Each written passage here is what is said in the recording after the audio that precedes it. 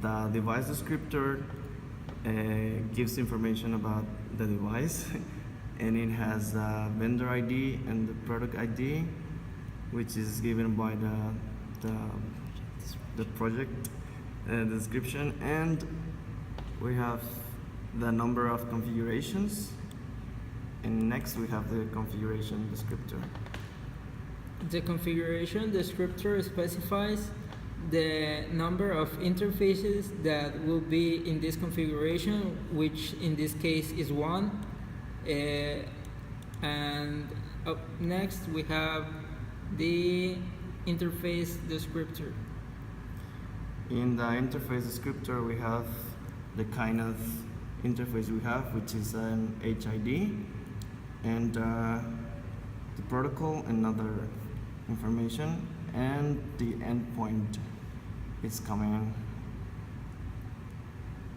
We have 2 endpoints. One is the endpoint that determines the transfer type as isochronous, and its max packet size as 4 in 1 byte.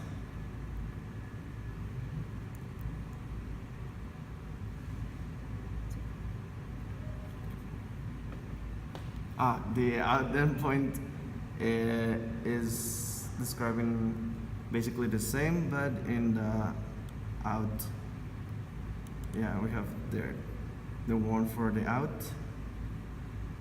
And the transfer type is also isochronous.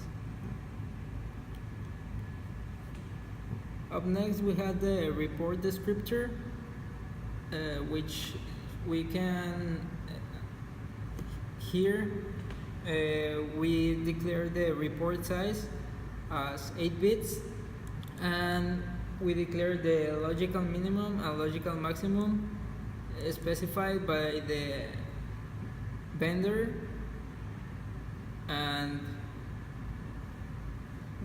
this is an input report.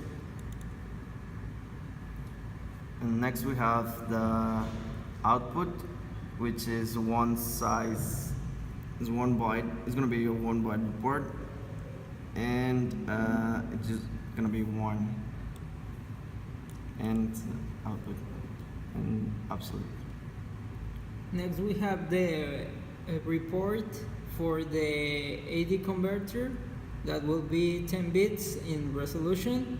We have a logical minimum of 0 and a logical maximum of 1024. As we can see, the report size in this case is 10 bits, and the report type is input. And that's it for the descriptors.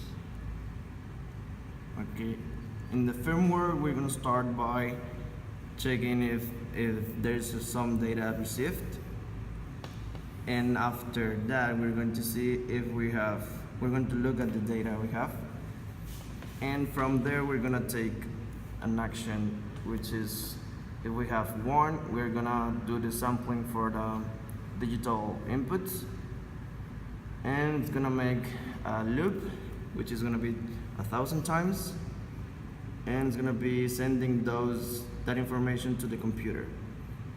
And yeah, and the second one is gonna be the same, but for the analog input, it's gonna be a loop 1,000 times, and it's gonna send each one of them to the computers, and it's gonna have both the first one and this one is they're gonna have a 2 milliseconds delay for the frequency we want, which is 500 hertz.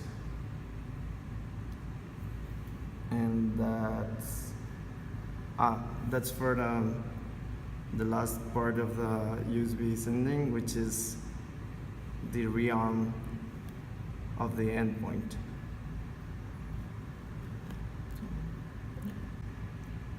We decided to use the same microcontroller we were using in the lab practices, which is the PIC32 MX575F512L. We decided to use this because it had it enabled us to use the USB interface, as well as having certain routines for AD conversion and several other configurations we considered necessary. Okay, for the display, we use the pins from 3 to 10 in the microcontroller, and then to read the buttons, we had the pins from 71 to 74. And in the case for the analog channels, we decided to use pins from 21 to 24, which are analog inputs, and the microcontroller takes care of the conversion from analog to digital. And in the inputs, the digital inputs, we decided to use pins from 26 to 29 and from 32 to 35. For the oscillator, we use a 16 megahertz oscillator, which is lead free, so we don't have problems with the environmental regulations. Also, the same configuration of the microcontroller enabled us to take the samplings depending on the frequency, and we can also reduce this frequency via software. The voltage source is this 5-volt source using the LM7805, so we can, and several other electronic components, so we can have the 5 volts required for the microcontroller to be enabled. And this is the USB connection that enables us to connect to the computer, which is type B USB female, and the cable must be type B to type A. Yeah.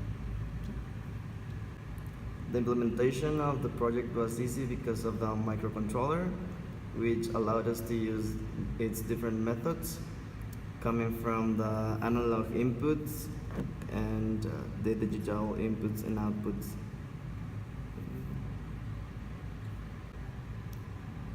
We also use the analog inputs to work with the AD converter, also included in the PIC32, which allowed us to make use of the endpoints in the firmware, so we could send the data to the application in an easy way. We decided to use these components because they were lead-free and they didn't interfere with the Mexican regulation that was specified to us in this project, making them environmental friendly.